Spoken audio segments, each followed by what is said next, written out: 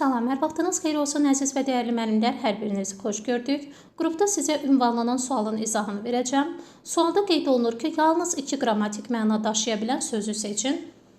Yəni 2 nitq hissəsi kimi işlənə bilən. A-da deyir danışanda. Danışanda sözünü fiili bağlama, fiili sifət kimi düşünə bilərik. Amma qrammatik məna dəyişmir, istənilən halda feildir. B variantında daşlaşmaq, torpaq daşlaşdı, uşaqlar daşlaşdı. Məlum və qarşılıq növ kimi düşünə bilirik, amma qrammatik məna dəyişmir, istənilən halda feildir. Doğru cavabımız olacaq C variantı. Qızılı sözü həm sifət, həm isim kimi düşünülə bilər.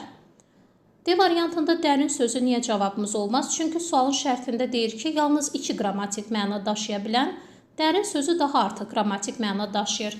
Məsələn, dərin quyu sifət olar, dərin düşünmək zərf olar, sənin dərin isim kimi işlədə bilərik, meyvəni dərin feil kimi işlədə bilərik. Y variantında qəfəsə sözü isə istənilən halda nitq hissəsi olaraq isimdir.